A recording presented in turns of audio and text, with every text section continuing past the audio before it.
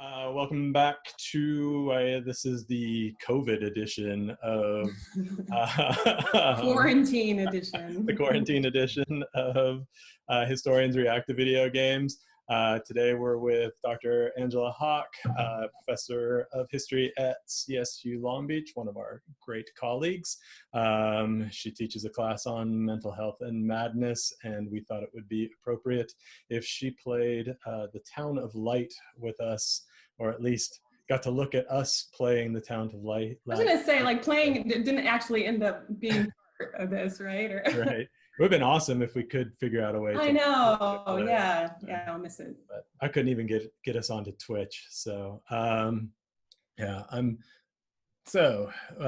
we generally ask a set of questions, and I don't have those in front of me. Jeff, well, we always start. If you had a chance to watch our others, we like to have an introductory discussion, and so we ask you in this case, particularly in terms of madness and other. This is sort of a game about institution or institutionalization, and I don't know if you watched most of the walkthrough or even the ending, which is disturbing for me. Pretty harrowing, yeah. Yeah. Is we're looking at games as a form of obviously popular culture and popular objects, and so the use of ideas and the use of history within games, and so how ideas of madness or whatever terms you're using, I use that because your class, history of madness, right? Yeah. And it is compelling in that way, and the game even starts with a little vignette where the character talks about going or falling into madness, right? That language is part of the game also. So ways you've seen these ideas employed and how they're employed in various modes of popular culture. Yeah. So like representations of madness in popular culture, like, actually haven't changed that much in like the last 150 years or so, or at least I should say, I guess, depictions of institutions and asylums. And former students of 487 will recognize this term, but it's still very like heavily dominated by this cult of mystery or certain like tropes or conventions that go all the way back to Gothic fiction and like the inception of the asylum itself. And these sorts of tropes and conventions that I can talk a little bit about are you know, they're not just in books and films and games, but, you know, they also sort of make it into these exposés and firsthand accounts too in some really interesting ways. So when I say that it all sort of starts with like Gothic fiction, I mean, you know, going back to like the early 19th century, you have these stories about like haunted castles and, you know, with trapdoors and secret passageways and ghosts and the evil prince sort of lording over everything, the evil tyrant. And when asylums were sort of first being constructed in the late 18th and the early 19th centuries, it kind of, you know, intersected with the emergence of this Gothic fiction and then also like detective mysteries that came along around the same time. And so it's not really maybe that surprising when you have these institutions being built that are sort of secreting away the deviance in society, and you don't really know what's going on there, that when they're you know, being talked about in books and you know, in newspapers and in these like exposés, there's this kind of obvious fascination with the subterranean-ness of these institutions, the mysterious, hidden, occult aspects of asylums. And it's just fascinating to me how like that pretty much persists into our current cultural moment. And I think it has to do a lot with how, just how like profound the shift was about 150 years ago or so, toward a form of punishment that sort of, that hid punishment behind walls of institutions like asylums and prisons. And so how immediately that sort of sparked this fascination or this curiosity, a sensational curiosity sort of what's going on behind closed doors, like how are people actually being treated, right? That we still very much play with in films like Session 9 or Beautiful Mind, or, you know, any number of them that sort of deal with institutions. So those are just some of my initial thoughts, because you see certain things in movies about like institutions and asylums in particular, and in watching some of the first segments from this game, I saw a lot of the same things, but also some differences that I think will be interesting to talk about. But like in writings on the asylum, you see like always, almost like always, the architectural aspects of the asylum are really focused on, and in the narrative, you have the narrator usually taking people on like an imaginative, like guided tour of the institution, and there's almost always like some sort of reference to the plan of the asylum, right? And physically moving through that space. So I thought it was just really cool and interesting that that was like so critical to the game. Yeah.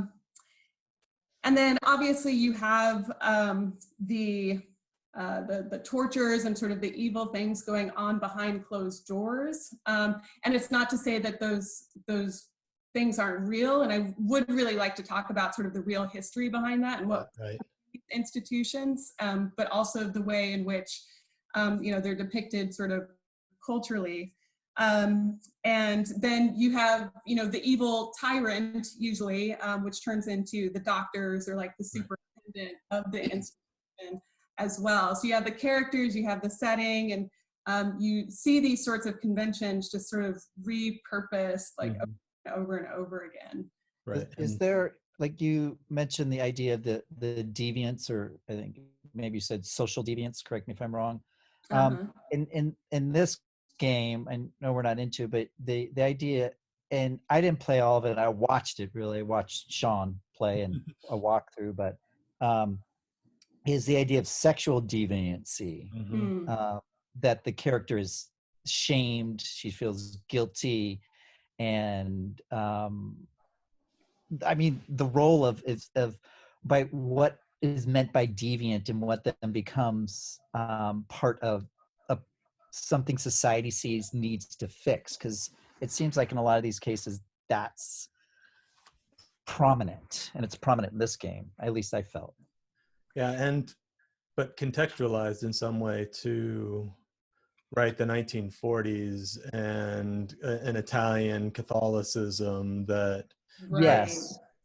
Yeah, so I wondered if like with the sort of how the cultural norms of what is seen as deviant, right? I mean, these are, but often sexual deviancy in many societies was seen as whatever deviancy meant, inappropriate sexual behaviors. Right.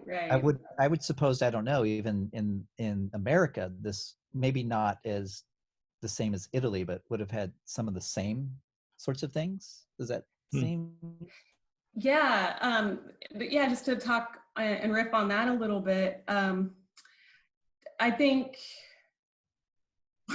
and I'm afraid, because I kind of want to bring up Foucault here, but I'm not going to get critical, I promise. But yeah, sort of ideas of deviancy, you know, with this sort of like mode of punishment, this big change that I talk about happening towards going from sort of public punishments and you know, public shaming of those with mental illnesses to a more sort of privatized way of dealing with those issues.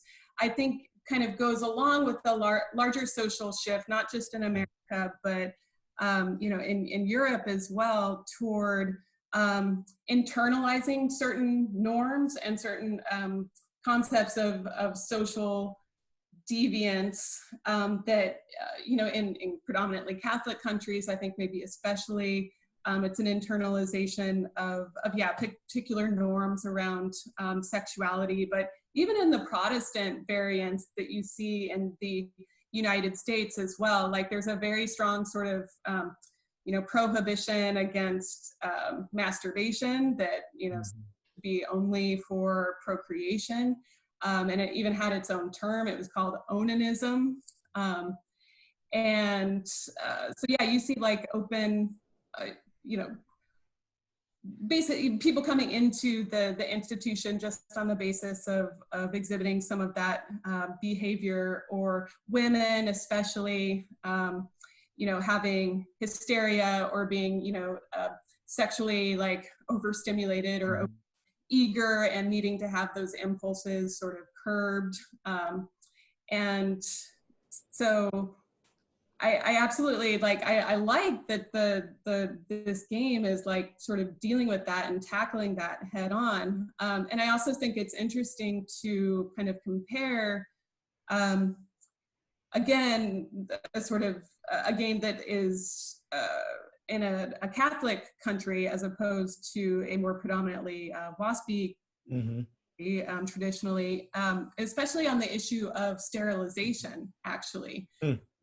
Because this is, 1940s Italy, and at the same time, like in the United States and other places in Europe, compulsory sterilization of especially women was becoming pretty common in mental institutions, because you didn't want to sort of pass the defect along to future generations, essentially.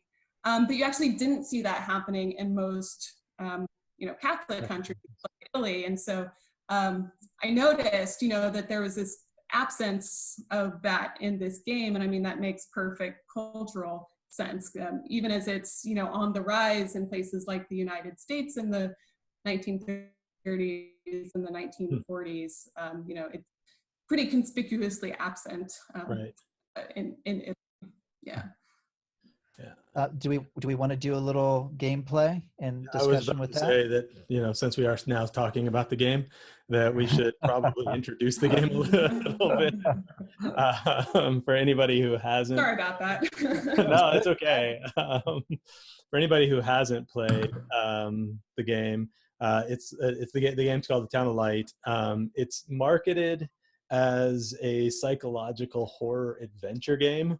It was supposedly based on diary events and true stories from this Italian institution that was home to, from what I read, home to the Italian experimentation for orbital lobotomies. And spoilers, that's kind of how the game ends, with a really horrific scene of a lobotomy, there's the word, along the way. It's from 2016, at least according to my notes. The version we played, or I played, was on a port to the Xbox. It begins with this idea that this was based on real life events, places, and research concerning mental illness in the life of patients in lunatic asylums from the beginning of the 20th century until their closure. And one of the things I found interesting is that then it jumps straight into the horror. Right. But I think you'd mentioned that it was developed to not be a game initially. It was developed to be an interactive video experience, ostensibly.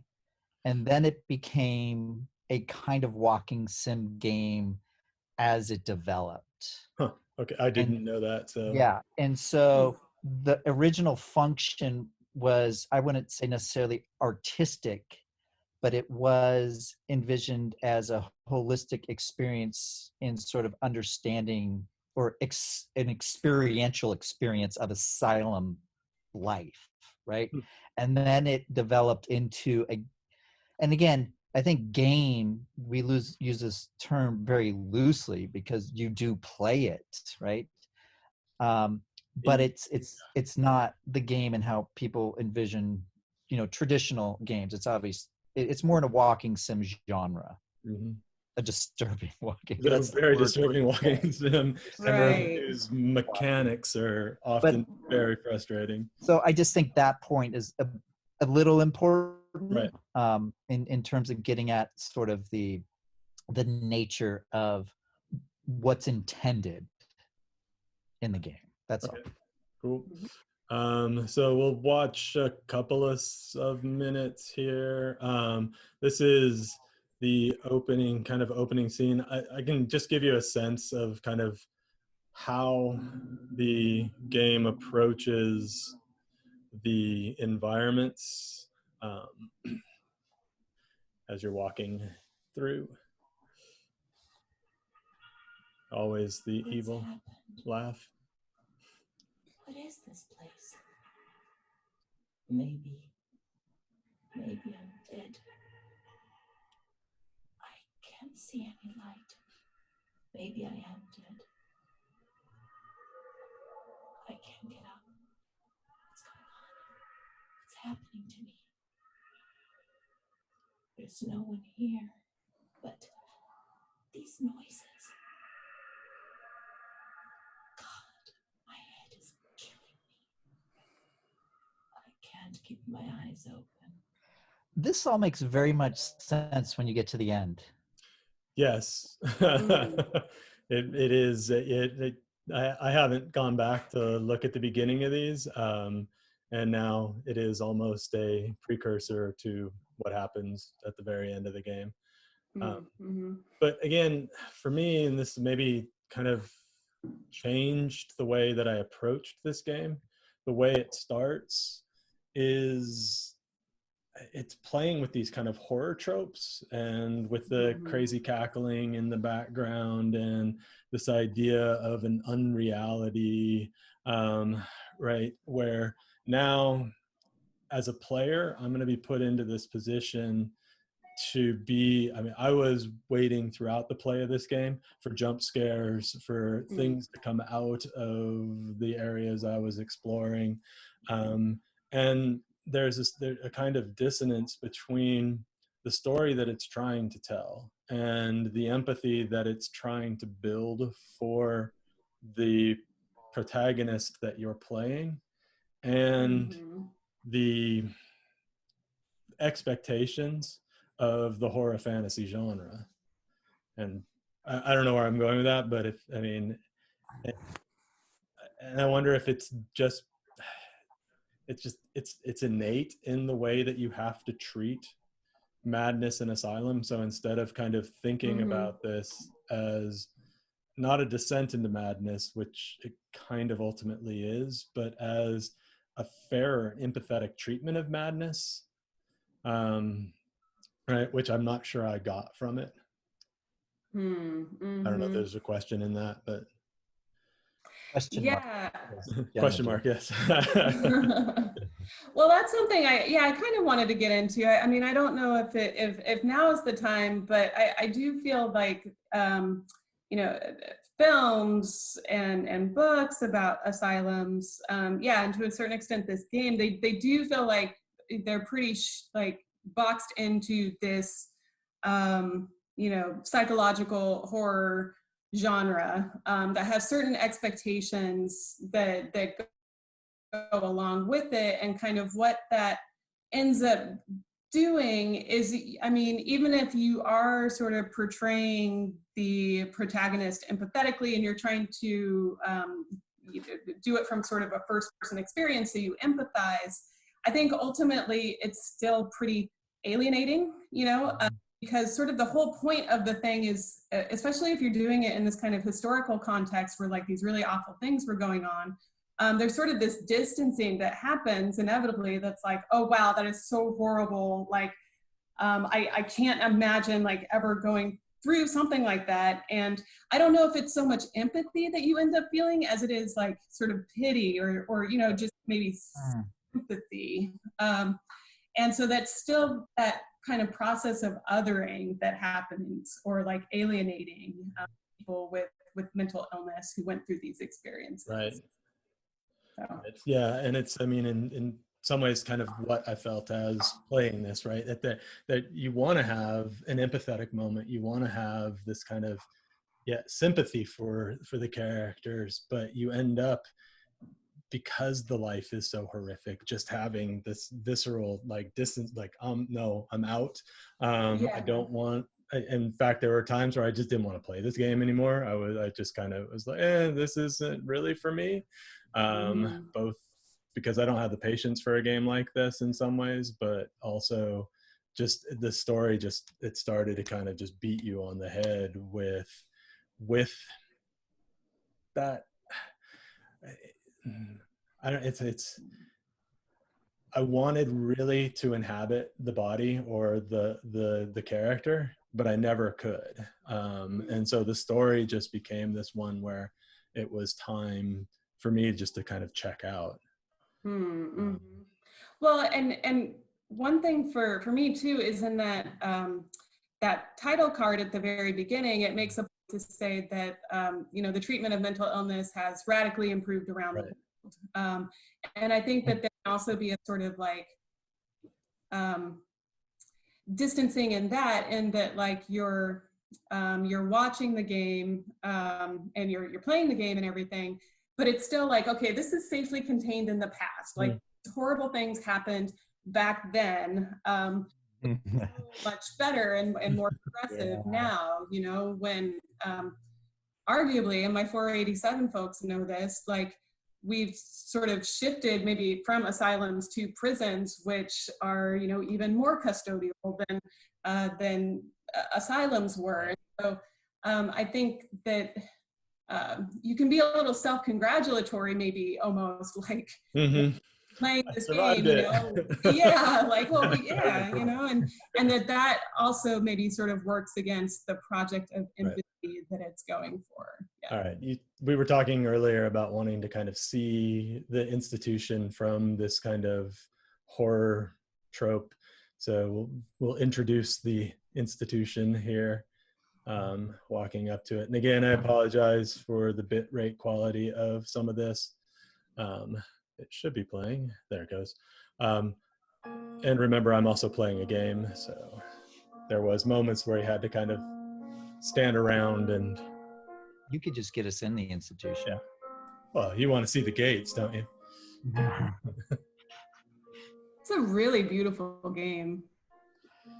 And the visuals of it. Yeah, usually, and it's a little macro pixel, but yeah. And a lot of games, I think one thing that happens is they get by on that. I'm not saying that this game does, but it's obviously important for a video game to be appealing visually.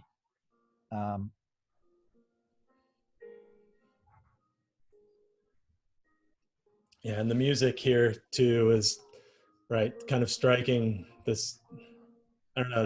There's a tone that it's striking that seemed kind of incongruous with what you were about to experience, and then it goes trees.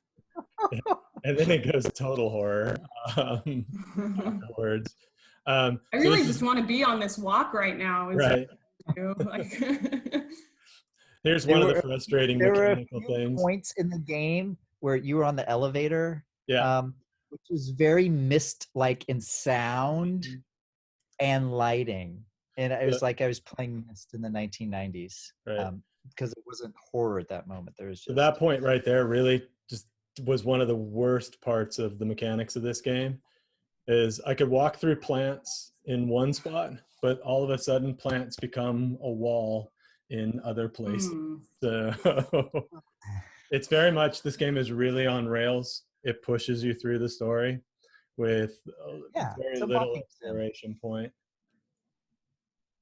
This should be your style because you like just finishing games. Yeah, not when there's baby dolls. Sean was very disturbed. Baby doll. Well, dolls are creepy. Yeah, and this one is especially so. we need to get inside. Yeah, well, this is the embarrassing part of playing a game, right? Is me trying to figure out how to Figuring it out. So it took me a while to figure out that I could go through the gate. I think that's a little bit further. Oops, too far along. So There's the layout. Nice. yeah, okay, so there we go. So we'll start here, and I think I get into here on the next go around. There's the front door. Weird. I just love though that it's all about like getting into this decrepit asylum and exposing its evils. Like Yes. it's so, yeah. I mean, it just goes with everything. The thing you didn't want to be in, you're trying to get in. Get that, yeah. Mm-hmm.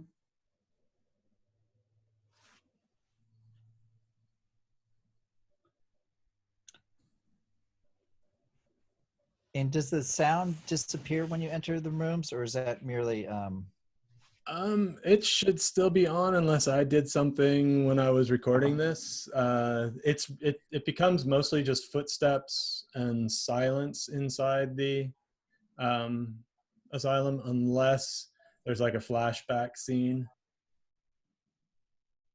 But she should be narrating over the top of this. I might have done something when recording this. Here's its words?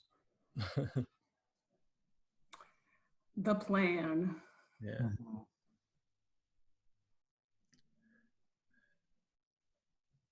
And yeah, here.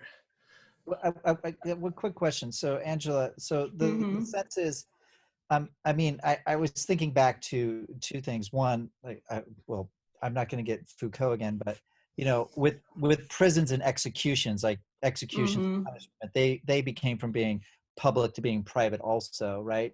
And there's a sense of sort of, you know, science or scientism to perfect or to improve people, right? And I don't know what role, you know, the asylum, because again, we go back, we play a game like this and we think how horrible and how good we are. But at the time, right, people trying to, even with sort of orbital lobotomies, which, you know, if, you know, go watch One Flew Over the Cuckoo's Nest and, you know, you get this tragic figure. But what ideas of improvement, right? Were asylums a sense of improving, or were they merely a sense of removing someone from society? You know, absolutely. Like it was supposed to be about improving and about rehabilitating and enabling people to rejoin society. And, you know, the reality is that, I mean, in the very earliest asylums, like, you know, the York Retreat in England, for instance, you know, the amount of time that you would actually stay in an asylum was pretty brief. Like the average, you know, inpatient would stay for maybe like 2 weeks to a couple of months. And yeah, the whole notion was that like you engage the individual in moral treatment meaning, you know, exposure to, you know, proper modes of behavior and training in proper modes of behavior. It also meant, you know, partaking in like the nature, like the park-like setting of the asylum. So really a whole routine of therapy that would actually, you know, accelerate and enable you to leave the institution more quickly. Now, the problem was, as time went on, is that, you know, societies became more populated, more urbanized, and these institutions became just more and more overcrowded and custodial. So you had people, especially the elderly, who ended up staying in these asylums for, you know, a lifetime. And then in the early 20th century, you saw sort of an effort to correct that and the overcrowding of institutions by starting to implement some of these quote unquote more scientific therapy or surgeries in the form of the lobotomy or interventions with like ECT, electroconvulsive therapy. So really, we look back and yeah, it just seems so horrible and just like obvious torture. But yeah, this really was an effort to sort of facilitate and like fast track people being able to leave the institution. Even lobotomies, you know, kind of the concept behind it was that, you know, they might not be able to leave the asylum and become, you know, completely normal functioning citizens again, but that they could lead, you know, relatively normal lives, and at least they wouldn't, you know, be demonstrating like psychotic symptoms, and be like just outright, you know, violent or destructive in society. Right. Yeah, because you get the sense, and I know I do too, through, you know, sort of popular notions, is the depravity, and almost like with the lobotomy, um, which I don't know much about, is that it serves as a way to demonstrate or connote problems with the past, or problems with the use of science in the asylum, Mm-hmm. which seems, is that tropey in some way? I think lobotomies were definitely the low point of institutionalization. And I don't think anybody would really refute that today.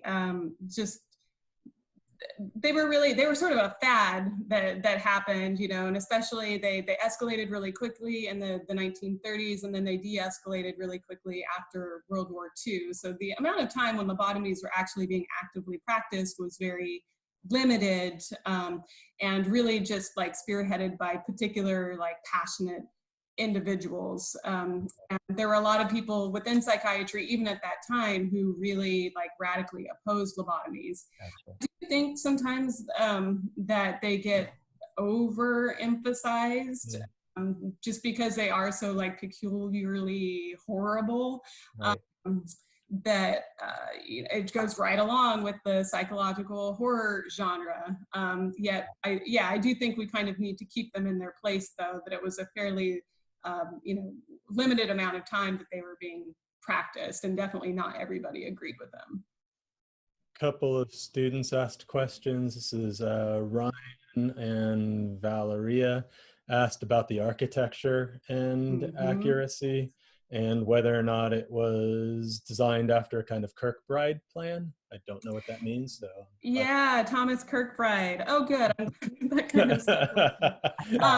Virtually like every asylum, or yeah, in the United States was built on like the Kirkbride model, from about like 1960s to the turn of the 20th century. And that was it's probably, I mean, you've seen it before, like Danvers State Hospital, or the institution in Session 9, where sort of batwing style, right, of the wings extending out. That's the Kirkbride plan. okay. And yeah, this isn't a Kirkbride plan. It definitely seems to be a smaller institution. But yeah, and I don't know like a ton about architecture specifically, and well, I don't know anything really about asylum architecture in Italy at this time, but I believe it's based on a real institution, right? Yeah, I think that's what this photo is, that is supposed to be Okay. there, which you were, you know, you kind of discover the look of the institution as you play, both through flashback and through the discovery of these smaller elements that you can play with, which I found weird in some ways.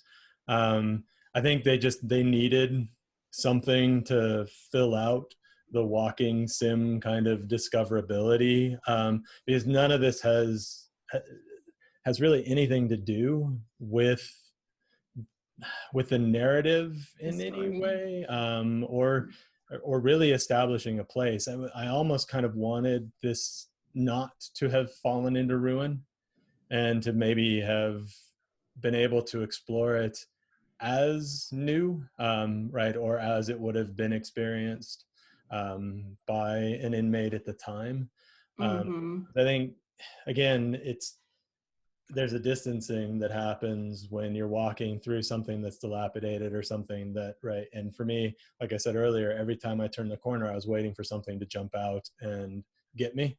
But there never is that moment, right? It really is about trying to piece together a past with all of these kinds of primary sources. Like you run into, and you could spend a lot of time just kind of clicking on everything, like this receipt for, I guess this is a receipt for an inmate's clothing and valuables, right, as you come in.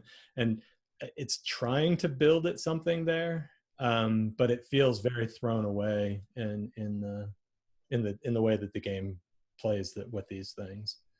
So is it, as you go through, like eventually do you click on an item that like more clearly has relevance to the story? Okay. Yeah, so like this one doesn't. This is kind of atmosphere, I guess, is what I would call it. Right, this kind of, these paratexts that just are there to lend accuracy and to kind of lend a realism to the moment. And if you're reading a lot of these, like this one here actually does refer to Renee, and that's the character you're playing tangentially. So this is her stuff coming in, kind of what she gave up, at least on the first day that she was brought in.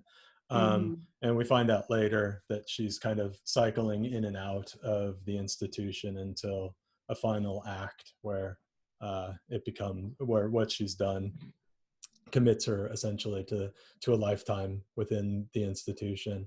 I think there's a Blue's Clues moment coming up, and that's what it felt like. The ones that you really wanted to look at, they'll shine. So they become these kind of shiny objects that you need to pick up. Just kind of like trying your patience as you were doing. It did a little bit, but that's partly on me. I don't have the patience for Sean and I play games that kind of discovery, which is, I think, a good thing in some ways. I wouldn't say a completionist, but I search everything to find everything. Right. And so I was trying to play in the early stages, play it that way. So I was opening every drawer, opening every door, and it just gets so tedious. I feel like as a historian, like I should be like totally into that aspect of it, but I'm kind of like you, Sean. Like I think that if I were playing this game, I'd be like, okay, get on with it already. Why am I looking at this? Yeah. Maybe it's because, I mean, this is different. I don't know, because the in-between bits when you get to them invariably are difficult scenes. The cut scenes, there's not, you could tell me if I'm wrong because I've missed parts, but there was not a cut scene that I watched that wasn't made me squirm a little bit. Oh no, they all do. That's I mean, even sort of like this, going to the horror trope again. Yeah. It seems filled with these things. And as Sean mentioned, the idea of going into the past, and we talked about it when I've talked about before, is when you age the historical environment, like it separates from you, it makes it worse. And it can in some ways, right? And this clearly is designed to say, wasn't it terrible in all its forms? She's alone in the dark. Then it gets a little horror-y here. Well, and I think like in a sense, yeah, it just feels like they're maybe pandering a little bit. I mean, this is what like, I mean, people love, right? The idea of like an abandoned asylum and, you know, abandoned buildings and you know, were just like inherently fascinating. And, but yeah, I tend to agree. Like I would like it a lot more if I got to interact with the environment as like a working institution. Instead of these kind of, these moments where you're seeing the institution in the past. And Well, I think that's what people like really don't know or don't like appreciate about history is they don't really know like the everyday functioning of these institutions. Like, yeah, it was taking people away to be operated on sometimes. It was also like, you know, you had like asylum baseball teams and like theater shows and things going on, you know, and like visitors from the community coming in. And it was just, yeah, really just a more dynamic environment. Mhm. And so to just sort of reduce it to these horror tropes, these flashes, you know, yeah, I don't know, a little Yeah. not totally on board. um, yeah, and I think it would have been, yeah, maybe more effective. I mean, and the other, I guess, the other part for me about the way that you're interacting with these environments is that only certain objects are available to you. Mm-hmm. And it becomes really frustrating if the one thing that you wanted to look at isn't something that you can look at. Right. And so for me, it's just like, Well, you're that's making an me look interesting at thought. things. Um, We you have, can't know that if you can't know that. Oh, you know what I thought that was at first? Like, I know it's an elevator, but it kind of looks like the group therapy cells that they use in modern prisons. It really, Oh, like that you have group therapy in cages and each person gets their individual cage. oh, wow. wait, how did that work exactly? How does cage therapy work? One You man literally, goes like, you in. have like 4 or 5 cages in a room with like, yeah, an inmate in each one. And then the, you know, the therapist sits in the middle and sort of like just, you know, turns to everybody. And that's how you hold group therapy sessions. This is, you're talking about this as it's the present, This is the present. This is how it's practiced currently. Yeah. because in the institutions, these individuals are seen as not being able to interact in an appropriate way. Right. With each other. Or, Or that, yeah, potentially that they might harm the therapist. Mhm. right, gotcha. Huh. Wow. So this is the doll horror part where we're looking for our lost Was doll, Charlotte. I don't know if there's any import, and I don't know if there's any import in the United States at this time, but the game is set clearly during World War II. And I don't know if there's any sort of implications on asylums or institutions during the war or during wars. Mm. Are they? I mean, I definitely understand or know more about the U.S. context. I'm not exactly sure what's going on in Italy at this time. I mean, I know that, yeah, a lot of institutions were, you know, this is a real like moment, paradigm shift moment. Like asylums before World War II were a lot different than after World War II, and a lot of that had to do with the really like for the first time in World War II, you see a sort of attention paid to the you know, the battlefield experiences of the soldiers, and more of an effort to sort of intervene and provide like basic mental health services like in the field, rather than you know, institutionalization, obviously, because you can't like institutionalize soldiers. You want to get them back out on the battlefield. And so it's really after World War II that you start to see that shift toward a more community approach to care rather than institutions, largely because of how like mental health was dealt with during the war. But also just a lot of, and this was probably true in Italy too, like, I mean, mental institutions just weren't getting any funding during the war, you know, I mean, like resources were deployed elsewhere. And so a lot of them were just like crumbling in their infrastructure. Gotcha. So we found the doll.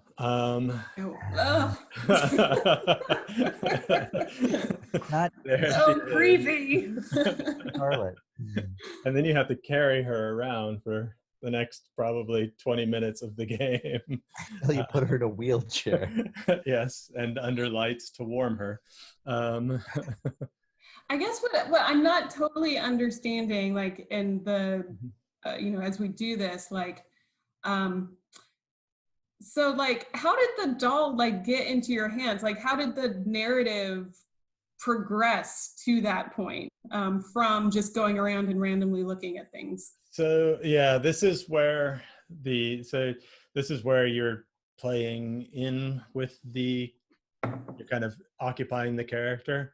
In that couple of earlier scenes ago, the character that you're controlling, starts to ask that you find Charlotte. Charlotte has gone missing. Charlotte is Okay. right, and what I see. it turns out to be is that Charlotte is the doll that we're looking for, rather than right. I think there is a moment there where you're supposed to think that you're an outside observer, Hmm. exploring this institution, and that you're going to discover the history of the inmates within it, and this moment here flips that and says, no, you're the former inmate, and now you're exploring your life in there, and so you're going to go pick up things that she recognizes.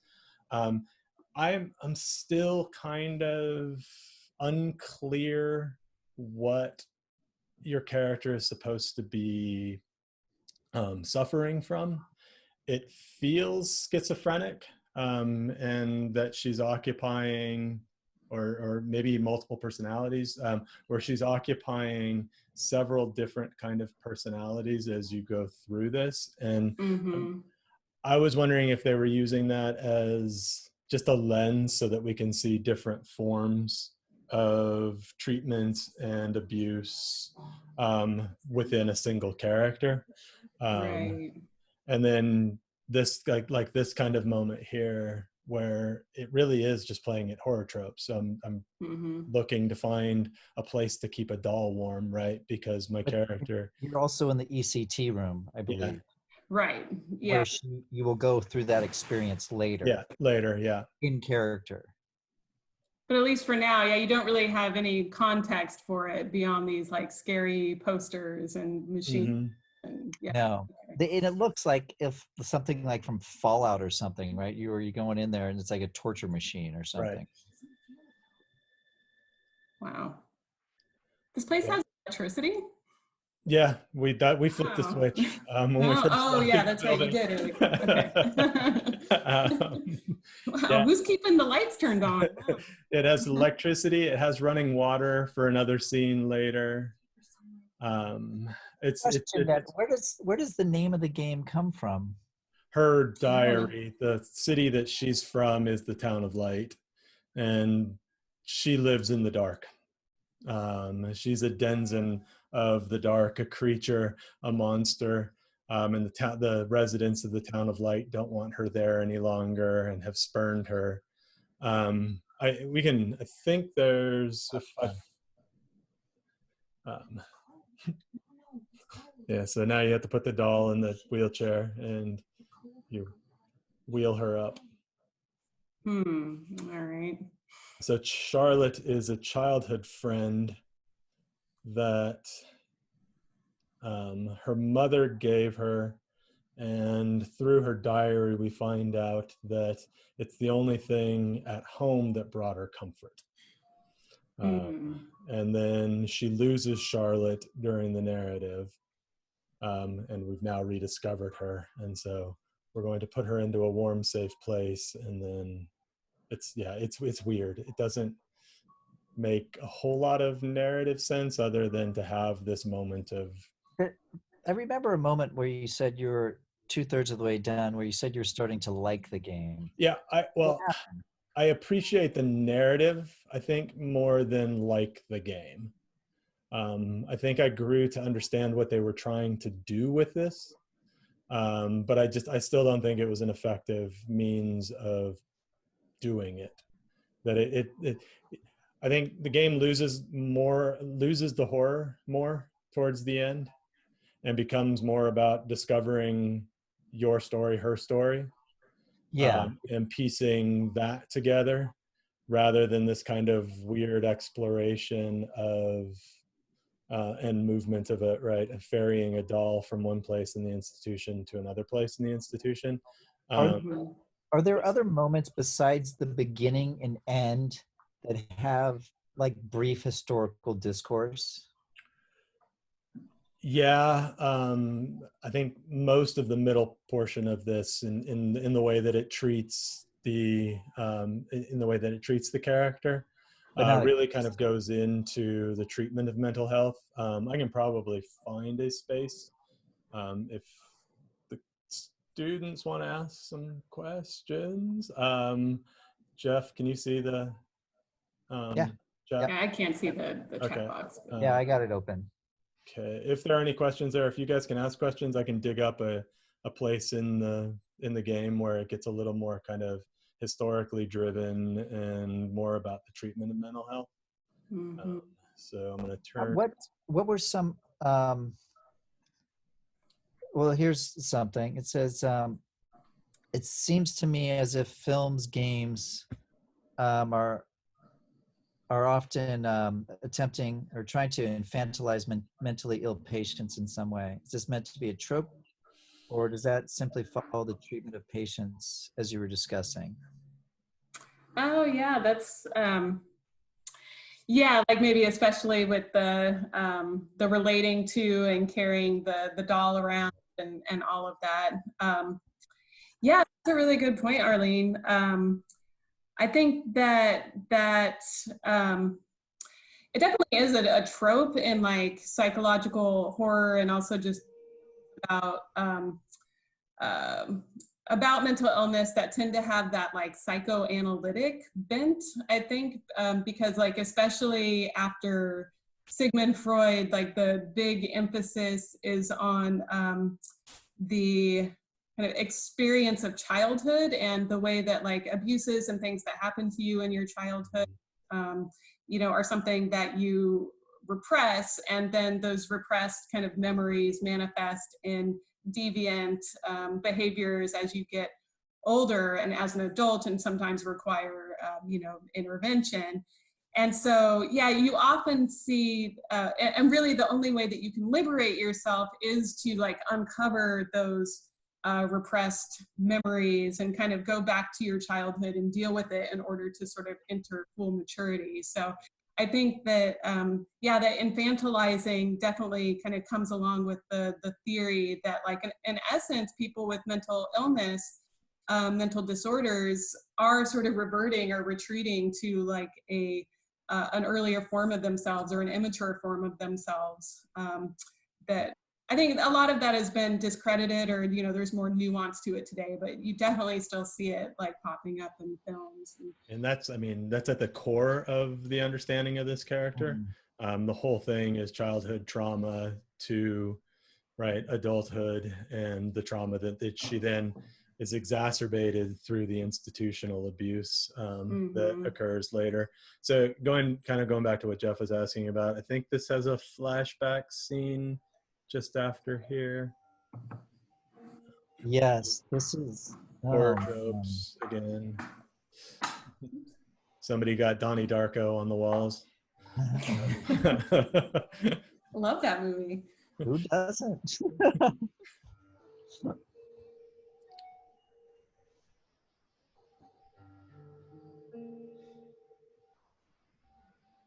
Right, so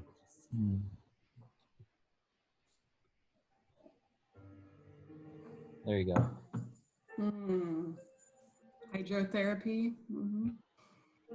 They gave you a cold shower. Oh, okay.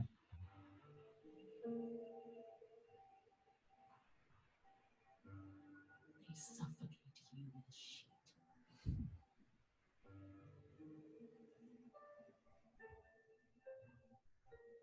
They tied you to the bed. They tied me to the bed.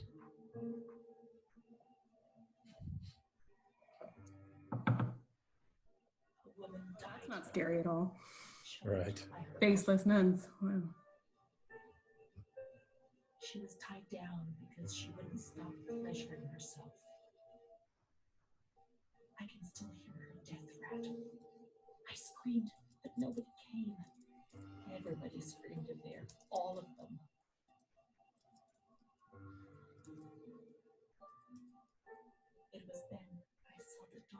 which wasn't Charlotte. No, she wasn't Charlotte.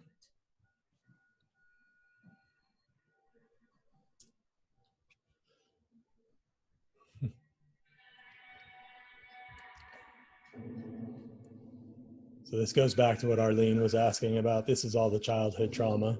Mm-hmm.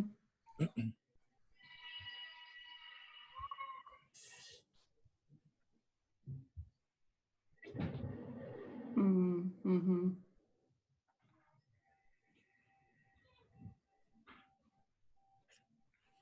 The past was like the present. That doll, that man, the shame. Renee was increasingly divorced from reality. How will I ever find out what really happened? How will I ever find Amara again if I can't even find myself? Is this where Amara is introduced for the first time? Yeah, and it turns out that Amara is actually another inmate who does exactly what you were speaking to earlier. She's kind of in and out of the institution.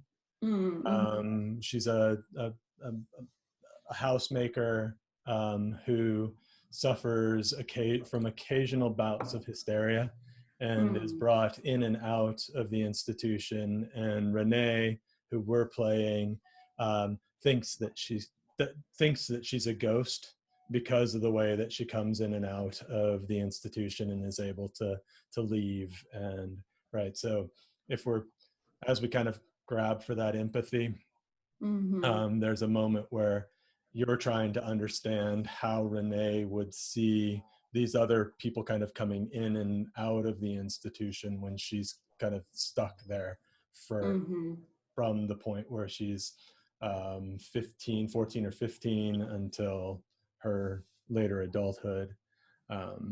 Right. And there's never really a moment where she gets sent back. Renee gets kind of sent out twice at 15 and 16 or so, but is from 18 forward stuck in the institution because her mom can't take care of her. She does something violent to her mother that's never quite totally explained, and is stuck there. And then the war ultimately destroys the village that she's from, and her mother isn't able, once she's been lobotomized, her mother's too old to take care of her now, and so she becomes a ward of the state and is sentenced essentially to being in the institution for the rest of her life. What Sorry. can you hear me now? Yeah. You might hear my kids in the background, but one point was you had mentioned water therapy. Hydrotherapy, yeah. I can't, hydro was too fancy for me to come up with. Okay, water therapy, sure. Showers, cold showers. Yeah, this was totally, this is one of those therapies that tends to be depicted like really horrifically, but actually did have some like legitimate applications because they're sort of, according to like early 20th century theories, immersing in cold water could have a sort of awakening or sort of invigorating effect. Immersing in warmer water could have a relaxing effect on psychotic patients. And those ideas aren't actually like entirely discredited today necessarily, but the coercive way in which those therapies were often implemented, I think is definitely true. And sometimes pretty horrifically, you would be sort of forced to kind of go back and forth between cold and warm water, or to actually have to sit in a warm water bath continuously flowing for hours upon hours. And so I think that's what you tend to see, the longer treatments, the more coerced treatments being depicted. But yeah, it was among the more legitimate therapies, like among of the early 20th century that focused on what you would call like somatic therapies, like therapies that focused on the body as opposed to just the mind or the psychology. There's a cut scene later where they also dramatize, or I don't know if it's dramatizing, but it's in much the same way where they put her friend, I think it's Amara, in a straitjacket, but it's, and I often think of straitjackets as either something that happened in an institution or an illusionist or was using. Trying right? to escape. Yeah. Right. What was the, I can kind of see the intent of the development of that. I mean, were they purposefully designed for institutions, straitjackets? You know? That's a good question. I don't know precisely. I mean, I know that they were widely used, and that, but I don't know if they were specifically designed for mental institutions. Gotcha. I will say that at least in the beginning, like there was a lot of debates between doctors in like the 19th century with the rise of the asylum about whether constraints should be used at all. And a lot of doctors believe that really patients should have as much freedom as possible. And that included like being able to move about the wards, as well as being able to move about the grounds of the asylum too. That was part of the philosophy of moral treatment, that freedom was part of the therapy itself. But definitely what you see as institutions get bigger and they warehouse more patients, I think there's just more of a concern of like just day-to-day control, you know, keeping people in line just by necessity so they won't be a danger to other patients. Now, definitely, you know, the orderlies and the attendants that worked for these institutions, often like they just worked in, you know, they got paid really poor wages to begin with, and they worked really long hours under really, really tough circumstances. And so I think a lot of them like abused their privileges when it came to things like this, and there were like power plays over the patients kind of constantly happening. So I think that also kind of accounts for, contributes to the greater use of constraints like in the early 20th century. So Anastasia had asked a question, and I'm going to play off of it a little bit. She had asked about the kind of gendered element of infantilizing both the character in the game and kind of, and I think in some ways the inmates in these institutions.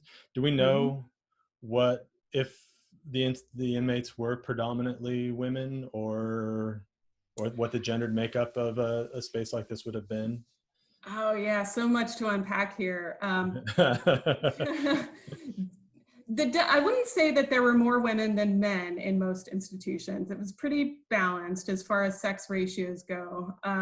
But as far as the sorts of treatments that were applied to women versus men, those were very different, especially when it comes to the use of lobotomies. Lobotomies were practiced far and away more on women. And this partly had to do with that kind of infantilizing that we're talking about, that when you see doctors sort of commenting on it in patient case files and debating like whether or not to like go through with procedures like that, there's this clear gender component where there's sort of this idea that it's okay or better to do lobotomies on women because ultimately, if after the lobotomy they're not like fully functional, or you know they have to be dependent, then in essence that's fine. They can be dependent on their family members or dependent on their husband, right? Like they're not the primary breadwinners who have to go out and support a family, right? So the fact that the lobotomy was seen as making somebody more submissive, you know, that was seen as being more appropriate for a woman than it was for a man. Yeah. Very interesting. But yeah, also, I mean, just with respect to, like if we're talking about like cultural representation or popular representations of madness and mental illness. Yeah, you definitely see this sort of infantilizing of women in particular. Like, and if you ever get a chance, like, go watch the movie Snake Pit with Olivia de Havilland. It's a classic film from the 1940s, the United States, on this woman who gets admitted to an institution and has to basically come to terms with her childhood. And there's a doll involved too. She breaks a doll that her father gave her when she was a kid, and her father dies like almost immediately afterwards. And so part of her her psychosis later in life is that she hadn't really like fully dealt with her feelings of guilt or shame around her father dying, and she felt that, deep down, that by destroying this doll that she had actually killed her father. So she has to work through all of this this difficulty or whatever. And really what it comes down to in this film, the plot, is that she was really resistant to getting married, and she couldn't like fully give herself over to her husband. And that was sort of what triggered her like need to go into the institution to begin with. So the whole movie is really about her sort of working through why she can't fully like be the wife or give herself over to her husband the way that she should. And then by the end, like through psychoanalysis and everything, she sort of figures it out and she can be the proper wife again. There is a very heavily gendered. Wow. Yeah. Yeah. I'll have to look that up. Snake Pit. Yes, I can't read the name in itself is. Mm-hmm. I don't know if it's referencing something particular, but it on its surface seems highly problematic in the material it's discussing. It is problematic, definitely, but it's a little more nuanced and balanced than you might expect it to be about sort of day-to-day life in the institution, and does a better job, I think, of showing kind of what it's like to live in an institution, because she kind of goes between different wards, like the more severe wards, and interacts, and she goes to like dances and stuff in the institution. So it's actually one of the better films for depicting like what life was actually like in these That's interesting, because the game does the same thing towards the middle. It kind of explains the hierarchy of treatment and of isolation in the rooms that they would have been subjected to. So there's the quiet ward, there's the loud ward, there's the one where you're basically just been locked up by yourself and treated to this kind of solitary confinement. And I think so the scenes that are kind of playing that I'll put up now, these are flashback scenes, but this is what I think makes the game a little bit better towards the end, is you start to get into the institution from memory, and it's obviously imperfect memory because of the character you're playing, but you do get, I think, a bit more of the kind of the way that the institution functions, and the day in, day out, where your character is having to reconcile her treatment or her memory of treatment with the actual memory as it's being discovered by somebody else or by the player, which I think maybe why I started to kind of come around to it was from scenes like this. One of the things that I picked up on in the reviews of the game is it said that one of the things that it did do is depict the staff of the institution with like some nuance that were sort of portrayed as being, totally evil. Is that true? Yeah, I think towards the end, yes. But again, it's a shift in perspective away from Renee's memory to you're now discovering. So like in these moments where you're discovering the truth, as they call it, I got an achievement for getting to the truth in this game. There's a flip. So the staff early are monsters who are the abusers, who are killing the woman in the bed next to her, which turns out to be an accidental killing through treatment, right? And so the staff become these kind of more right, workaday staff who are essentially just doing a job, right, and who they never come across as compassionate. I don't think the game goes that far. I don't think there's a sense where we're supposed to be empathetic for them, but they aren't necessarily the monsters, and they're not abusive in a direct way. They're abusive within the context of the institution and the way that treatment was being carried out at the time. So I think this scene here is her first electrotherapy. Okay. Right, and so we get to experience electrotherapy kind of from first person. So she's been injected with a needle, and in this case you start to kind of, with the controller, it starts to vibrate and you feel the heartbeat within the controller, and you can kind of get the sense of breathing, and then I think she's at this point screaming, or at least saying no. She's making, yeah. This scene was difficult. Yeah. Oh, it is. Because it was like I was anticipating if this was happening to me. I felt empathetic at this moment. Yeah. There's no way I would want this to happen. And you get that from her, like you mentioned, the controller, which I didn't feel. Yeah, it's a much more visceral moment in the game here, where, and again, this is maybe why I liked this portion of the game better, is because there is empathy. It's not distancing any longer. It's not a caricature or a cartoonish treatment of the violence of these spaces. It's right. It's as real as we're going to get throughout this game. Right. Yeah, it's really effective. Yeah. It almost seemed, again, institutional, like the doctor was on the other side taking notes of what was happening, and everybody's sort of disaffected, but they're not being cruel in a sense, right? No. They're being clinical. They're being clinical, yeah. Right. Right. And this is, ECT, electroconvulsive therapy, is another one of those therapies that actually is still used. The voltages that they used are very, much lower, and it's not something that can be done involuntarily anymore.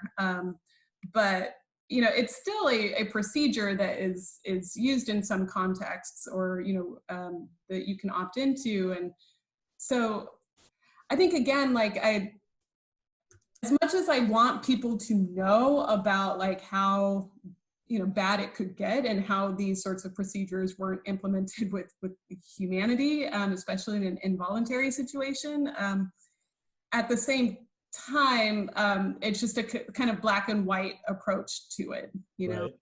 Yeah. Yeah. So in this scene here, and again, this is where the game, I think, because of the perspective shift, we're now getting the doctor's notes. So we've found her medical file. And so they're reading through the medical file right, which all kinds of other people. Crazed, she hears voices that order her to do things. She says she heard children singing and that they were locked up in school. January 20th, 1939.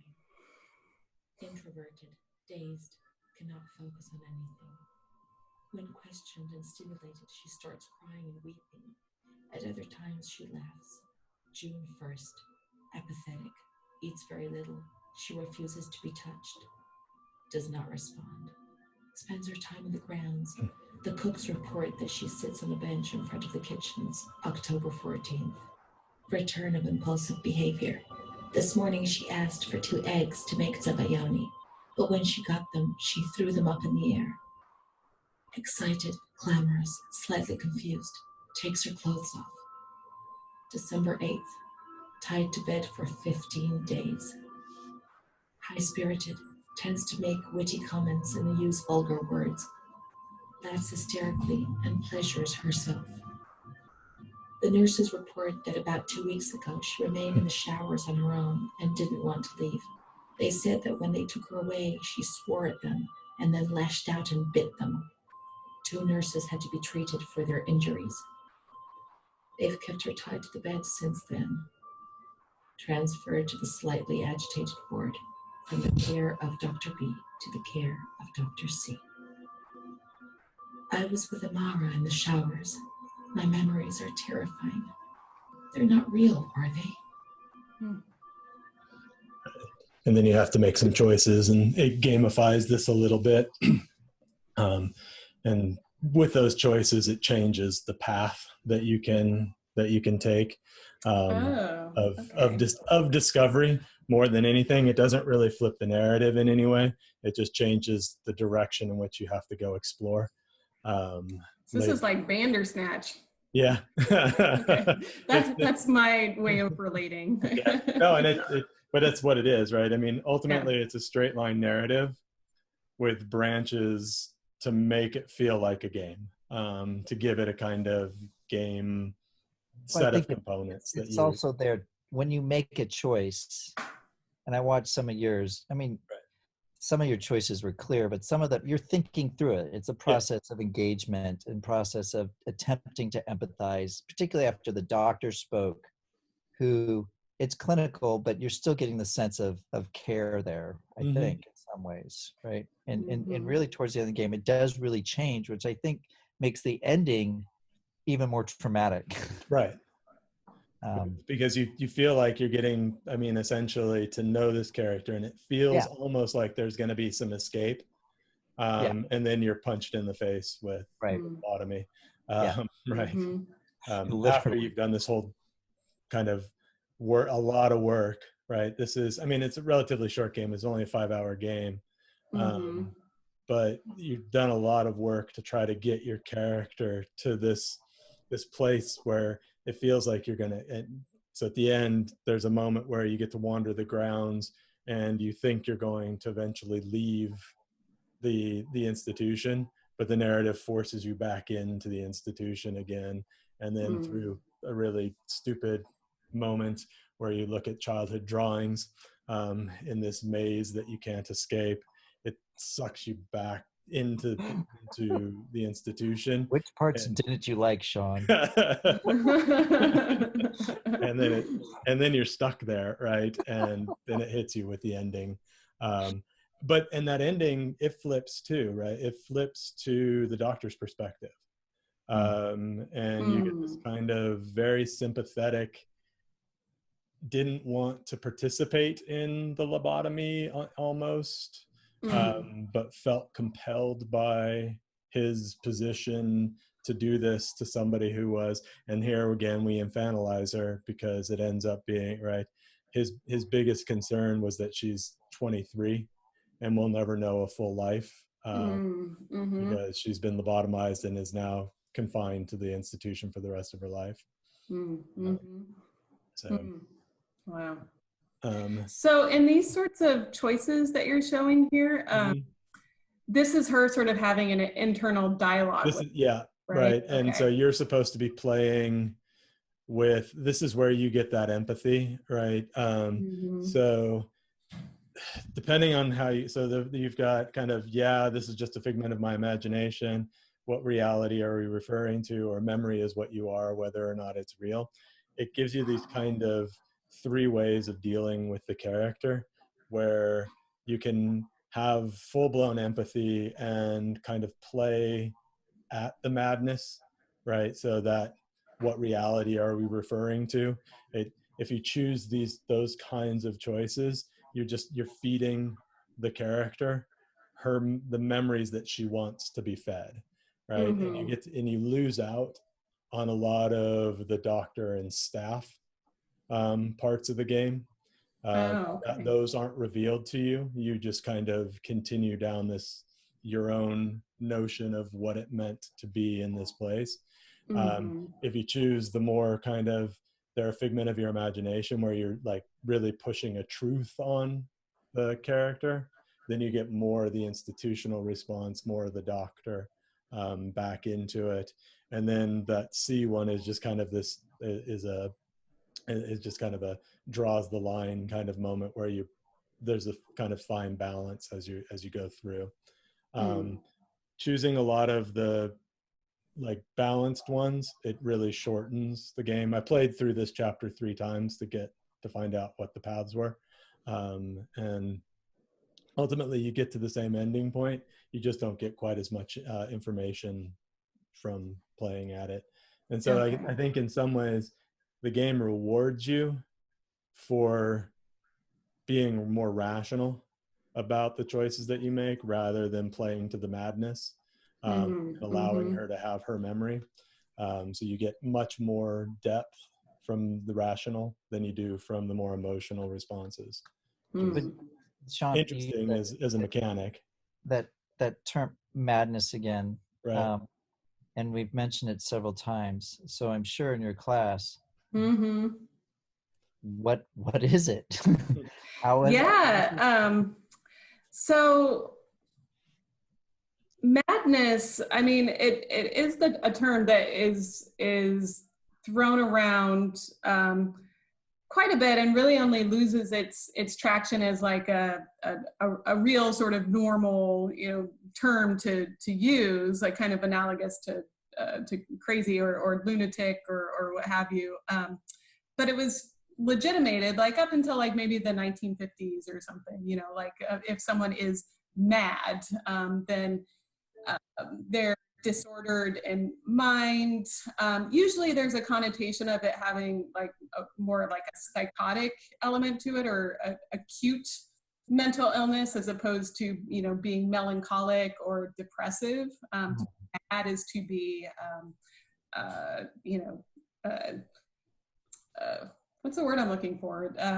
You know, worked up and anxious, manic, right? And I chose to go with that word for my class, first of all, because I think it's like it's historically specific. I mean, for, you know, a good portion of the class, when you're reading the historical documents, you're seeing people using that terminology in a sort of normalized way, right? And the whole point is that we kind of want to interrogate that and think about how it goes from madness to mental health and to, you know, psychiatry and mental illness, and what those terms all mean, right? I actually, when I was putting together the class and designing it, I got some pushback from the committee that approves the classes on the class for having madness in it, because, you know, they rightly felt like it was like a pejorative term. It's, you know, and, you know, it's an outdated term, and I understand that. So ultimately what they sort of asked that I did, because I think initially I said it was just called Madness in America, and it wasn't madness, mental health, and, you know, psychiatry in America. So I added those additional terms to make it clearer, I guess, that we're sort of, you know, examining the different. What is the full name of the class? It is Madness, Mental Health, and Psychiatry in America. Oh, because I just call it History of Madness. Right, that's what everybody calls it. And then yes, I the madness course, right? But I couldn't just call it Madness in America. That wasn't. So then this is maybe different too, but I mean, in a clinical sense, I don't know when the first DSM came out. We're on DSM-5 now, I believe. Right. Yeah. Were these sorts of ideas in there, like, or madness, or? I don't know. Actually, that's a good question. I'm not sure if mad. I would guess that mad would not have made it into the first DSM. Madness was always more of a cultural, Okay, or a popular term. It wasn't so much used clinically. Probably the most offensive term that was used clinically, well, there were a lot of them, but lunatic, like lunatic asylum, or the Commission on Lunacy in the state of California. You know, today we definitely, that word has gone out of fashion. But yeah, madness is not a clinical term. I want to be clear about that. It's because we killed all the werewolves, right? That's why we lost them. Right. Sorry. or did we? Yeah. So this scene, I'm going to play a little bit more. We can kind of discover a little bit more of Amara in this. This is one of those moments throughout this game where you're kind of shuttling back and forth across the grounds. There's always these kind of archwayed doors that feel, this is, again, it just sucks you into that horror thing. And I'm waiting for these doors to start slamming shut and like twin girls to meet me at the end of the hallway. Right, And yeah. invite The me to irony is you don't like horror games. I don't. They scare me. Yeah.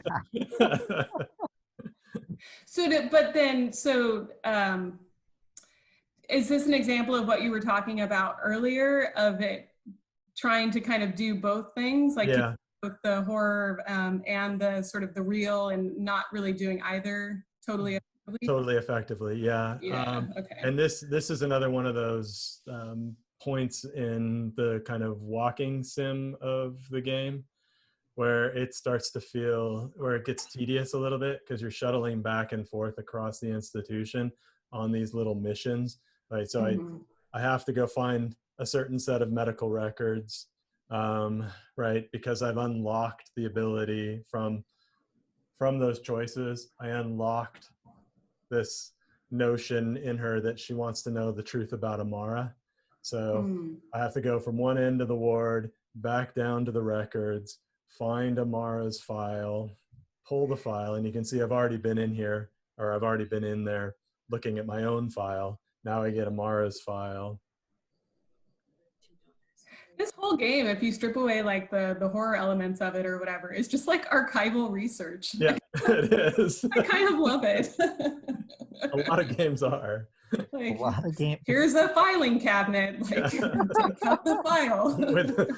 With a real set of primary sources. Now you're going to rifle through it. Try to interpret the character. Where's the microfilm machine in the asylum? There is a projector. Time for that. So, Nice. Yeah. So, here's Amara's little bit of story. Cheerful, calm, and tranquil. Her behavior is good, and she's keeping herself clean and tidy. Discharged on June 10th. April 28th, 1937. Arrived accompanied by her husband in an anxious and nervous state. Has difficulty speaking, trembles. Discharged May 14th. March 8th, 1938. A few days before Renee was admitted, she told me that she too had been admitted only a short time previously. Arrived yesterday in a febrile state. Discharged March 14th. She didn't leave. Certainly not after a few days. No.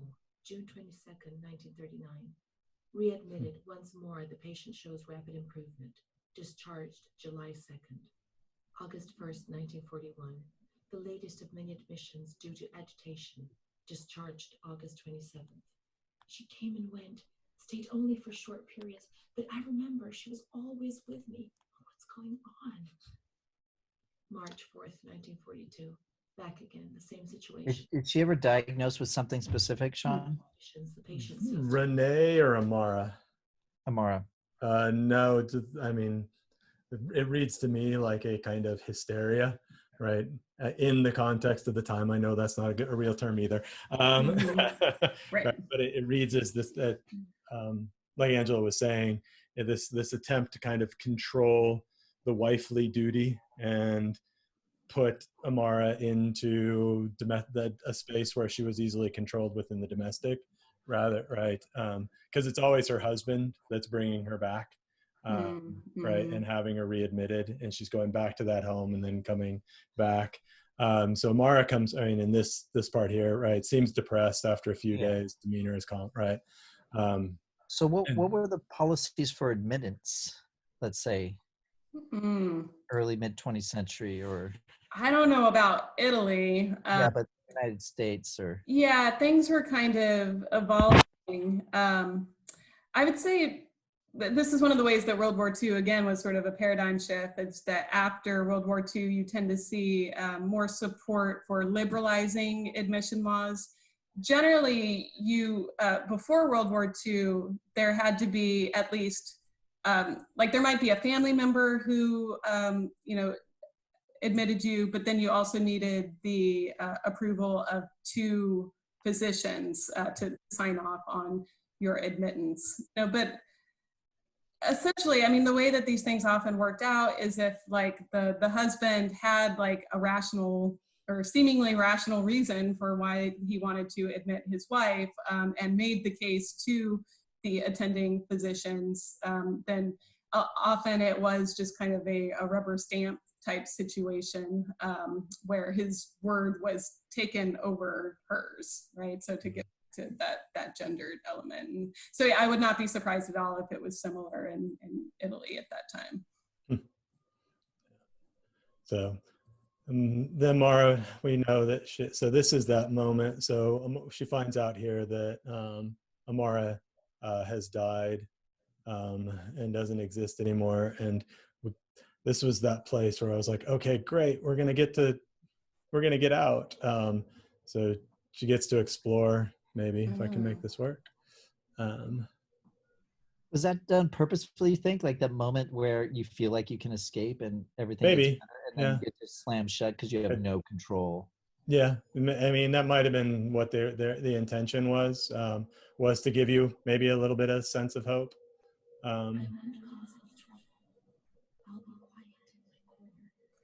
Well, and the lighting is different here. It's almost like it's like through rose-colored glasses or something. Yeah. But all it really is the freedom to wander the grounds one more time. Yeah. So this is just before the lobotomy, or this is, so you wander through the environment again. It gives you another kind of opportunity to see the grounds. And again, this is one of those places where it was like, oh, they had an opportunity to kind of really speak to what institutional life was like in the 40s. And it almost gets there. It's because as you get to like this little space, yeah, there it is. Oh, wow. So that's, oops, sorry. You come up on this lake, or is that the vineyard? That's the vineyard. Sorry, let me get to the lake. but you do quite a bit of walking then. Oh yeah. So you come up on this lake, and you get, as you're walking around the environment, there are these little brief moments of flashback that pop up, like this one, where you get a quick glimpse of what it would have been like, right? And I'm like, come on, give me more. Just give me, give me 5 minutes of what this scene would have looked like and why, right? What the world would have encompassed. And you end up then just getting to move on. And right, it's like, why is there a vineyard here? Can we talk about labor in the institution, please? And right, yeah. Do you ever get also like any larger historical context? Like, no.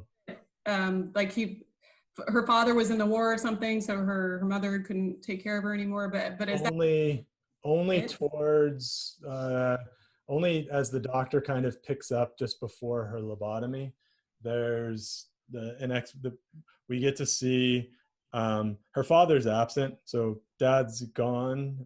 Mom seems to be a prostitute and has different men kind of filtering in and out of the household throughout much of her young childhood. And then just before she's institutionalized, there's hints that she's being pimped out by her mom. And is suffering from that, not understanding. It's why she gets Charlotte, right? Charlotte's a gift to make her go along with one of her mom's I see. John's. So that's kind of all we get of her backstory. And there's no real context except that in the end, when she thinks she's going to be released, the war comes and it bombs out her town. Her mother has a stroke and can't take care of her and isn't able to take care of her. And so eventually she's made a ward. to the state. Mm, And okay. and because at that point it's kind of written into the game that her madness became, or her delusions became more, and she became more violent and tries to kill her. So there's a moment where it runs through the list of the times that she's tried to kill herself. And there's an instance in which we get to witness that, where we actually stab ourselves in the stomach with a pair of scissors, which is, that's a really troubling moment too in the game. Yeah. A question. Yeah, man, this game does not let up. Wow. No, it doesn't. It just, I think the, let me see if I can. Marcus asks, how common was violence in the institutions? Mm. Like, Pretty common. I mean, yeah, a lot of, I mean, the institutions, especially, yeah, prior to World War II, tended to focus more and admit more acutely psychotic patients. So violence was a problem. After World War II, these institutions tended to open up to people who had more like everyday problems, more kind of run-of-the-mill depression and that sort of thing. So yeah, it was very common. Sorry, I'm muting myself because there's ice cream trucks going by. it's very incongruous. That meme is going around right now. But All right. So I think this is. We haven't asked this separate while Sean's looking for something.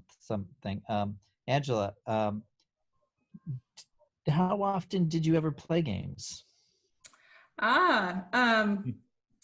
When I was a kid, I played a lot. Like I played classic Nintendo, Super Nintendo, early Xbox, like college. And then after college, I fell off with it. But I still have that nostalgia for those old games like Super Mario Brothers 3 and Dr. Mario, especially for some reason, still really sticks with me. And but yeah, just like the really early gaming systems. And even today I have I have that classic Nintendo that they came out with a few years ago that just has like certain games loaded onto it. So I have that here, but no, I don't.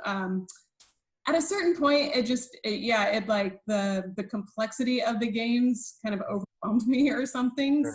So, I sort of got out of it, but fair enough. Maybe I just need. We ask everyone. We don't judge anyone. But we have all of the systems upstairs, or in this office right here. Well, I think this was your way of like getting me in, right? Like converting me to the cult. Yeah, Lucia has a big question, and I don't know that I have an answer to it. She's asking, what do we think the intention behind the creators of this game was? Do you think this kind of game can affect or trigger someone in a negative way? It makes her, she says, it makes her feel compassion, right? And I don't have an answer for that. And I'm going to mute myself while you guys talk about it because the truck is getting really close. I can hear it now. Yeah, I guess what I would say about that, I just in some of the reviews that I read, it seemed like the creators of the game did have maybe not personal experience, but secondhand experience through close friends of acute mental illness and depression, and that really influenced them to want to create a game that felt more empathetic. And so I think if you're feeling that sense of compassion, then it's definitely doing its job. I feel like there were more parts to that question, but I don't know if you want to talk about it a little bit. For me, this is where the game falls down, right? And this is a conversation we have all the time, is I think as historians and as people who are more maybe narrative driven than typical gamers. I wanted the game to do that. I just wanted the compassion play. I wanted to experience the institution, but to sell this game and to make money from this game, I really think they needed to wend that kind of the horror tropes into it to make it appeal. Right, all of the marketing that surrounded this didn't focus on a compassionate story of mental illness. It focused on the madness, on the titillation, on the abuse. I've skipped them not out of any, not on purpose, but there's a rape scene in the game, in an early bathtub scene. You go into an abandoned bath and she has a flashback to an orderly raping her. There's a love affair between she and Amara in a shower, and both of those aren't treated compassionately. They're treated in a way that seems to be titillating and kind of to play a 12-year-old boy sense of lesbian love affair on one hand, and a kind of, I don't know, almost rape fantasy kind of treatment. It reminds me, remember when we were at E3 a couple years ago, we went to one of the discussions of developers, and one of the developers, I forget her name, and she said, developers, don't be afraid to use tropes. And she said it like this emphatic thing. And I was just sitting there like seething in some ways. Because I think, as you mentioned, Sean, right, that is what connects some people to specific genres, whether it's the cowboy and westerns or the soldiers in war or horror in these types of games, right? There's that anticipated audience in some way. And who you're trying to sell to, I guess, in right, in many ways. Well, but and I think like for me that I would love to see, I'm not saying like take the asylum out of the psychological horror genre entirely, but I would love to see like more diverse depictions of institutions or even just mental health and therapy in games. And I don't even know what I'm envisioning here, but you know, like you have a game where like you have to like empathize with a friend who has depression, you know, and back and forth dialogue. There is actually a good game that does called Depression Quest. Yeah, Depression Quest. Yeah, and it's a Twine-based narrative game. I think it's free to play online as well. Yeah, I think it's on IO or I'll send you a link to it, but it's okay. Anna Anthropy wrote it, and she also did a game called Queer Love at the End of Time, which treats kind of queer relationships in a very compassionate way. So there are, I think, people trying to do that, but again, in a realm where those games don't sell. Right. These are well, these particular not only independent games, they're like coming from scholars who deal with these issues, right? So it's a very particular audience. Yeah. So well, I think that just sort of that kind of mirrors, or that's similar to the role of like you know, the field of mental health or the history of mental health. Like it is something that can be very hard to get sort of people to take seriously as a thing outside of just like cultural depictions of madness, right? Because I think we are also steeped in the kind of tropes that we see being played with here.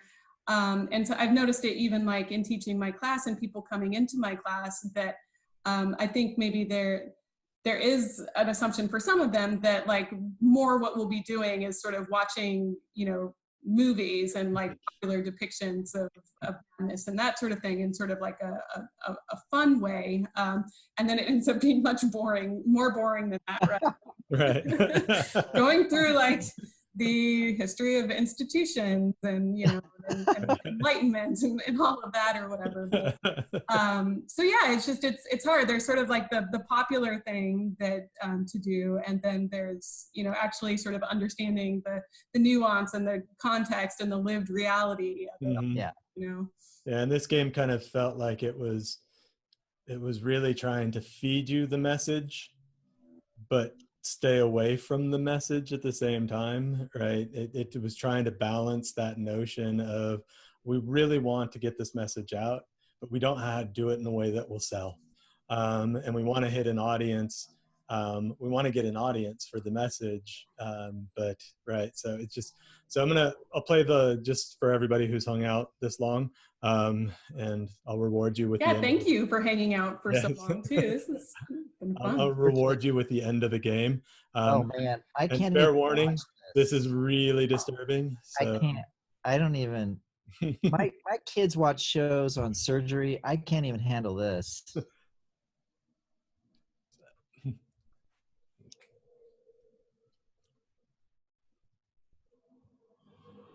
May 4th. The reasons why discharge is impossible are explained, and this is how Renee learns of her mother's death 2 years after.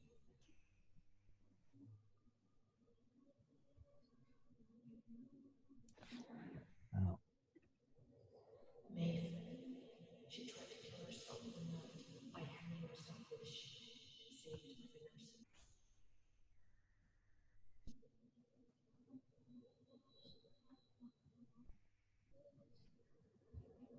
Restrained to her bed, she once more tried to kill herself by suffocation. The decision has been taken. Transformed her body.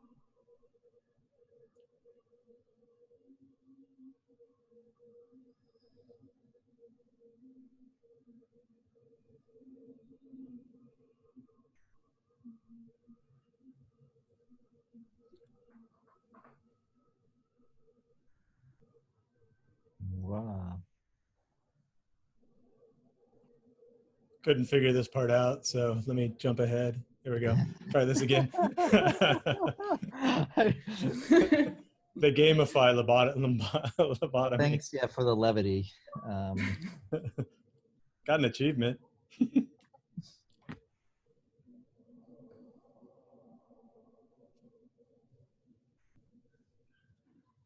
My battery may die, so I may get shoved out of here. Okay.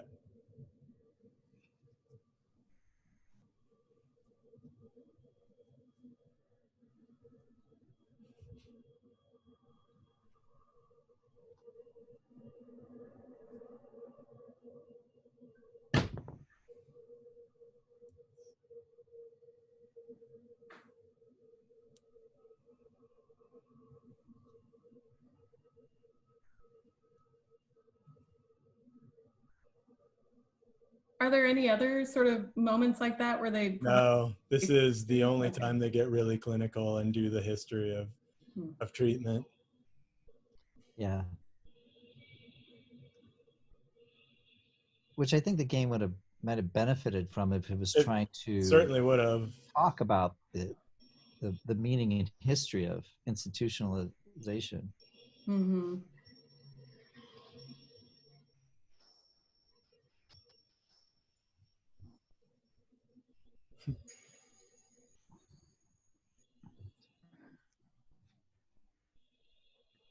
Assuming this is supposed to replicate anesthesia.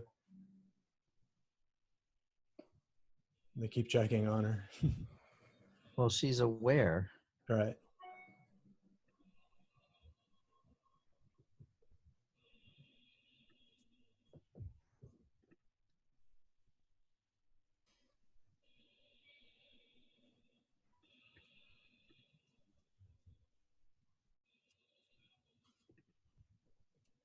It's just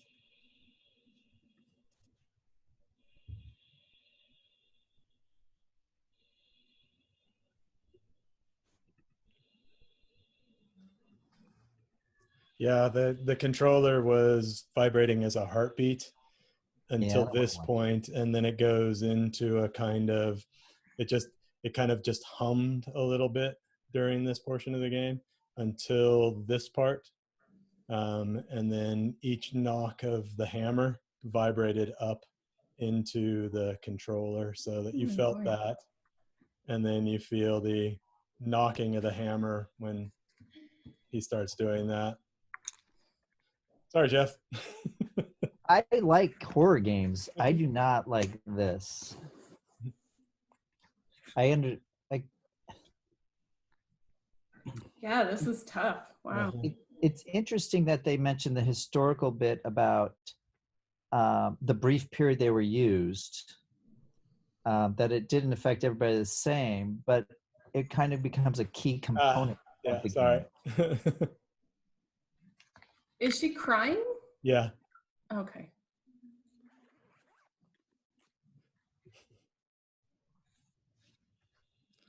Yeah, but the reality of this creepy is, as I'm answering a question, the reality of this creepy is that it's real, right? That, I mean, it's hard to tell if they're playing up the horror of lobotomy or if that was realistic, because I don't know enough about the procedure. I think that was pretty realistic from what I understand. Yeah. It's kind of interesting. It feels like that was actually sort of depicted the most realistically and is also the most problematic, but the earlier things like the electroconvulsive therapy, that was treated a little more sensationalistically. I guess you don't need to treat lobotomy sensationalistically. Sensationally? No, they're pretty sensational. Yeah, and then you get then it ends with the doctor doing his talking about her. Tranquil department in the care of Dr. B. 25th of October. Continues to talk about Amara and her doll, Charlotte. The disturbances in motor capacity show slight signs of improvement. Difficulty walking, not capable of riding. And the nurses report that they have to help her dress, wash, and feed herself. In the summer of 1944, Renee was transferred back into my department. Aware of little, indifferent, hardly ever spoke. One day, she said, "When I find the courage to look at myself in the mirror, I see a young face which is aged and looks at me full of fear." She is a woman now who has changed profoundly compared to the girl that I had under my care several years ago.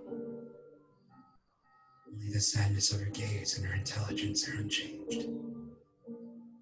She's so young, just 23 years old, and is lacking all vitality. Perhaps her condition may improve, but probably not. Her life has been thrown away. And nobody did a thing to try to avoid this.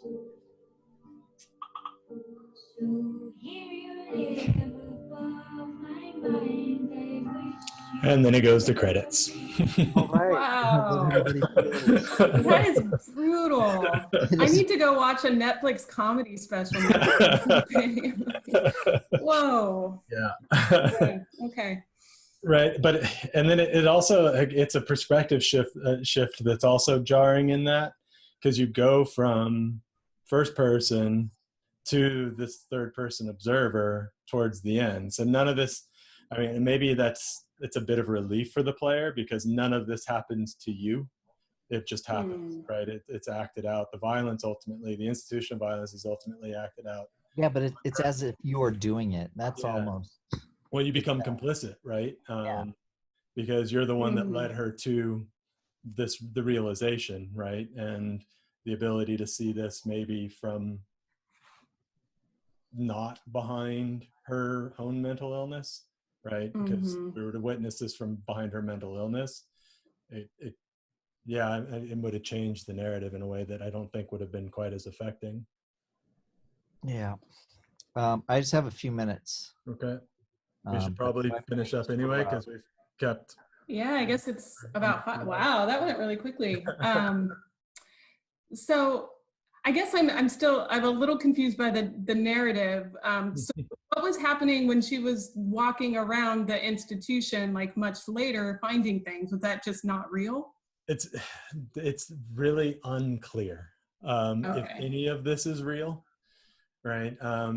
Because it ends in that section, ends in, let's see if I can get there, this like dream sequency thing. So we go from finding out about Amara's death to, and that death pushes us out to the graveyard in the institutional graveyard, and Okay. we realize that all of the gravestones, it looks like we lost Jeff, all of the gravestones are unmarked and unnamed, and this kind of, it's a freeing moment for her. The character kind of has this realization that she's not a person in the institution, that she's a thing in this institution, and it feels like you're going to get this opportunity to escape, right? Okay, so now we know this, we've learned her entire story, let's walk her through the grounds one more time, and right, she'll be free of this memory. And there's this kind of very hopeful notion of, okay, maybe the lobotomy thing is there, but right, yeah, Jeff just said his computer died, but maybe we are going to be freed and we'll be told her story in a kind of flashback sense. And then it doesn't. What it does is it sends you back to the institution through this memory of primary school, and you walk through this maze here, looking at childhood drawings and kind of collecting these. You can kind of see it here. Let's see if I can play it from here. So, oops. You're collecting essentially childhood drawings, and she's telling you the story of childhood trauma as you collect these drawings just through this kind of dreamlike maze. So here's one here. Wow.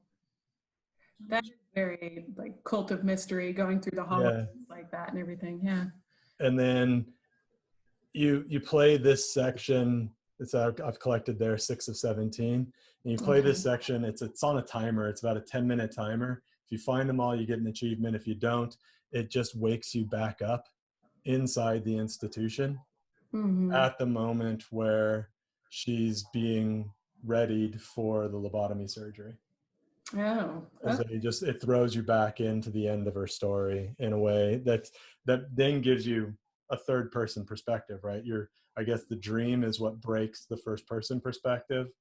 Then you're in third person watching ultimately the end result. And the narrative gets clunky, right? Because like I was saying, I don't know how you would have been able to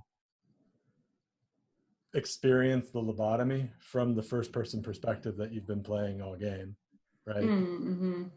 That would have been really incongruous, and there's no way of transmitting empathy, I don't think, through that perspective, right? Because there's no way of visually experiencing it except right, something hitting you, right? So I think they were looking for a cheap way of transitioning to a third person narrative frame, right, yeah. And it's clunky, but the end of the narrative is very, I found it affecting. Somebody had asked why she's sitting on a bench.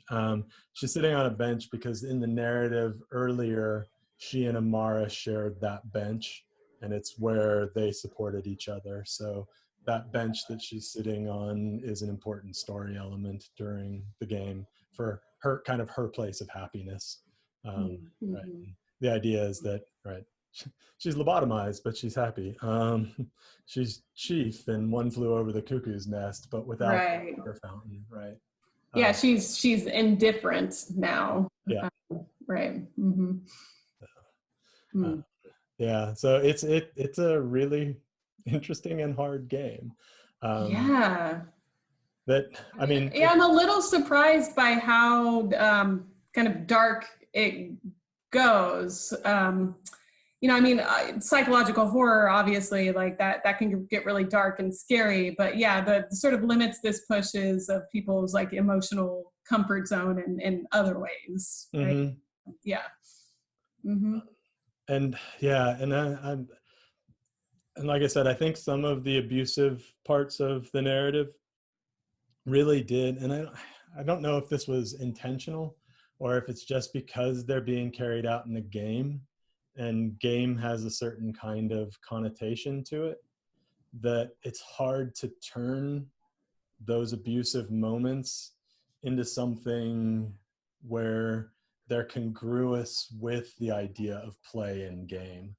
And Mm-hmm. so maybe they aren't being played for titillation, but that's the way I'm reading them, because they're inside the framework of game rather than inside the framework of literature or inside the framework of something else that we know has that ability to kind of do a third person story of abuse.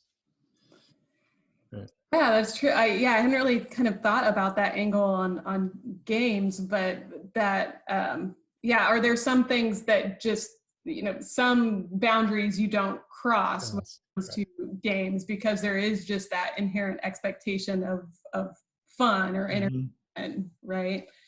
Yeah. Or horror or whatever it might be in terms of the genre that you're playing. Right. The kind of like the experience, the sensationalism of it or something. How do you go? Yeah, you might go too far in that direction, right? Yeah. So that's Town of Light. That's Town of Light. Okay, well. And we've kept, I'm not sure if I'm going to run out and buy it right now. No, you're welcome to come by and play it when we're released. Yeah, several months from now when we're allowed back in FO2, right? Exactly. So, okay. Does anybody else have any other questions for Dr. Hawk or me? Otherwise, run out and buy Animal Crossing. Animal Crossing. Okay. It's a much more light narrative. That's what I need right now. Yeah. Cool. I'm going to thank you for doing this. I'm sure Jeff would thank you as well. And this will get cut and turned into a YouTube video some way. Cool. Everybody is thanking you along the way. I need to thank you guys for coming. This was a lot of fun. Really cool for you guys to hang out and do this with us. We're probably going to do it again next month with Dr. Wilford playing Call of Duty. Oh, I want to be there for that. I really wish we could get him to actually play. So I might have to deliver a game system to him to play, because I want to see him play a first-person shooter. It's that important. Yeah. I agree. I co-sign on this. Cool. Well, thank you again. Yeah. It was a lot of fun, and it was good to talk to people. I haven't talked to a bunch of people in a while, so. Seriously, yeah, I think maybe we all needed this. Yeah. Cool. All right. All right. Thank you. And I'll see you, everybody. Goodbye. I'm going.